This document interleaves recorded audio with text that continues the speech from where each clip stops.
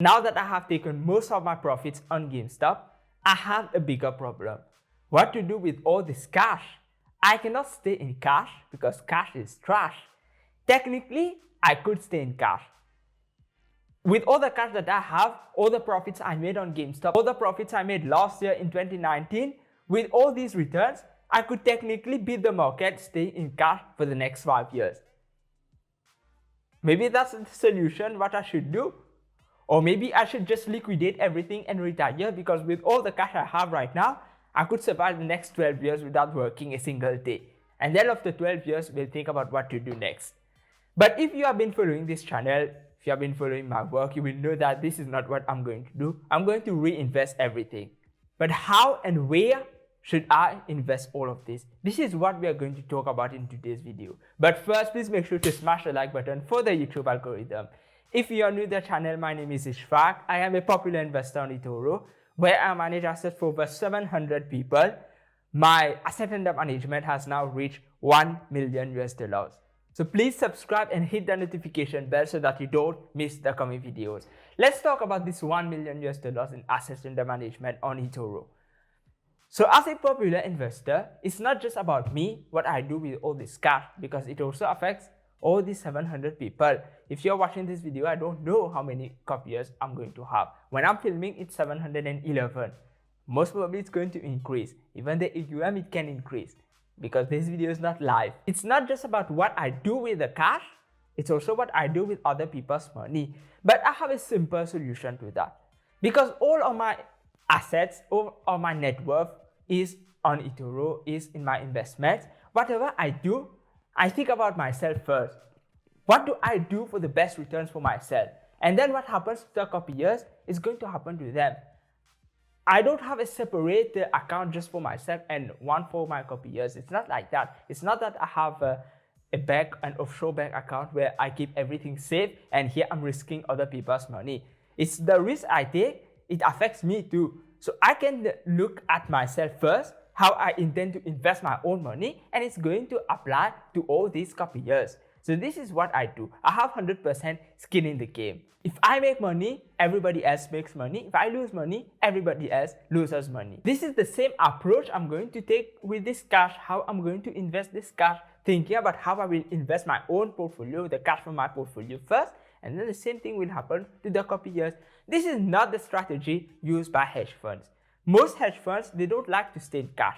If you have watched Billions, you will see that they are always trying to look for the next investment, even if it is illegal.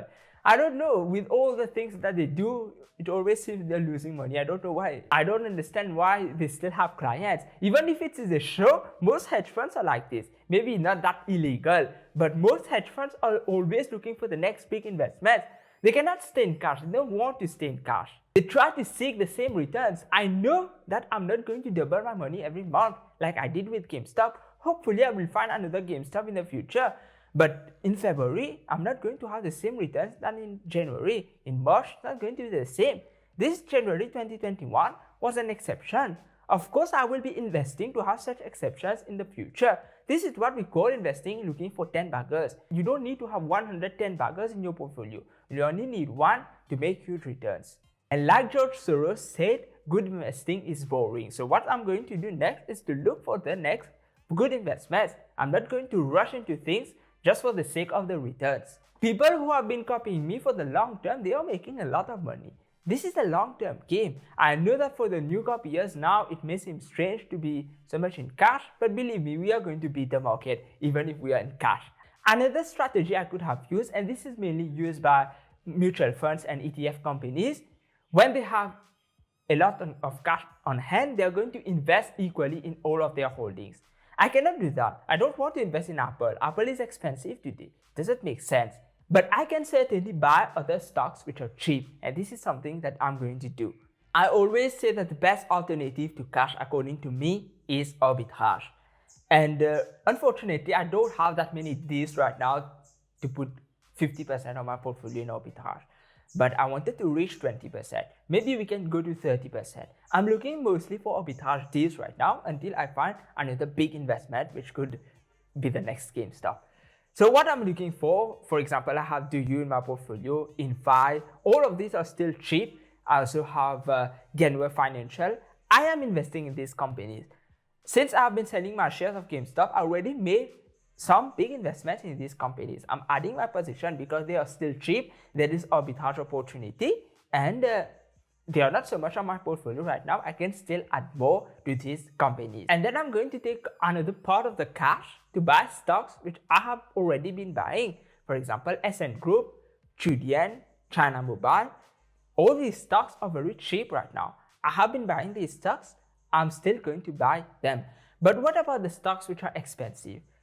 Now this is a little tricky. How expensive it is. I cannot invest in Apple. I cannot invest in Skyworks Solutions. I think they are quite expensive. Freeport McMoran is quite expensive. But you look at JP Morgan Chase, it is still cheap. Not that cheap as it was when last time I was buying, but it's still cheap. You look at Polymetal International. It is a little expensive, but because I'm very bullish on gold and silver in the long term, I think if you're looking at higher gold prices, it makes sense to invest in Polymetal International. I had about 10% of my portfolio in this company, but after selling most of my GameStop profits, now it is less than 5% of my portfolio. So I want to increase my position to bring it maybe to 8%, because Freeport McMoran also gives me exposure to gold. So I don't want 10% in Polymetal International for now. And the gold prices have fallen since it reached $2,000 an ounce a few months ago. It has fallen since then. So it is a good time to invest a little in Polymetal International, even though it is a little expensive. It's not that expensive. Even Alaska Airlines today, it is still cheap, but not that cheap as it was in March 2020 when I was buying. I can still add some shares on that because we are getting closer and closer to everything getting back to normal for domestic aviation. In March 2020, nobody knew how will this play on, how long this pandemic will go on. But now it seems that we know how eventually this will end, because especially for domestic aviation, sooner or later, by end of 2021, maybe things will be getting back to normal because of this vaccine especially. However, I will still keep some cash. I don't know exactly how much because I'm still taking profits on GameStop. I don't know how much cash I will have.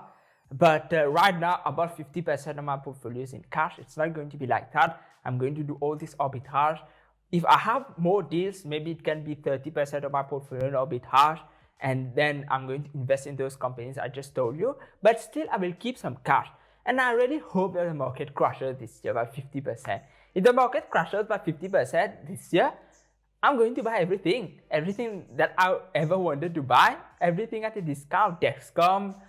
Maybe even GameStop. I will re-enter GameStop if it crashes at a cheaper price. So I really hope the market crashes this year. It's going to crash eventually. Let's hope it crashes sooner than later.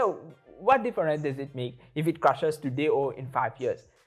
Today I have cash. Let it crash today itself. I think in some way I am in the same situation that Warren Buffett has, to be in a lot of cash right now.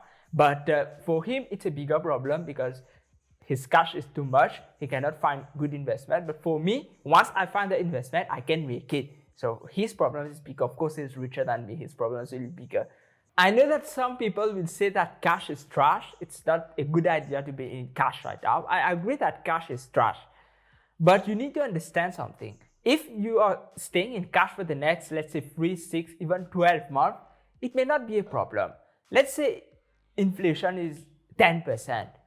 I have already made over 100% this year. Even if inflation is 10%, I'll still beat in the market. So it's not such a big deal to stay in cash. It's better to stay in cash instead of making a bad investment. I don't want to rush things. I have these few stocks I'm adding to my portfolio. It's just to have exposure to them. I don't want now. I had the Alaska Air Group. It used to be 4% of my portfolio. Now it's 2%. I don't want to have 2% in this company. I want a little more. That's why I'm buying this company, even if it is a little more expensive that I bought in March 2020. But once I find a great company, let's say this company can be a 10-bagger, maybe I'm going to put 5%, 10% of my portfolio in that, just like I did with GameStop. If I really believe in the company, I see the fundamentals are here, but the market doesn't give the proper price to this company, I'm going to invest. But until then, it is better to stay in cash instead of doing something stupid, something foolish, just to maintain the same return. It's okay to have a few bad months. And I don't think I will have a few bad months because with so much cash, I will be protected in case there is a crash.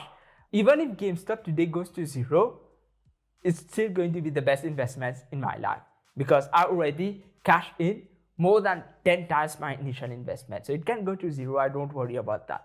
Of course, I don't want it to go to zero. I want to take maximum profits. But even worst case scenario, this happens, I'm prepared for it. Of course, I have made a great investment, great returns. Maybe I should reward myself.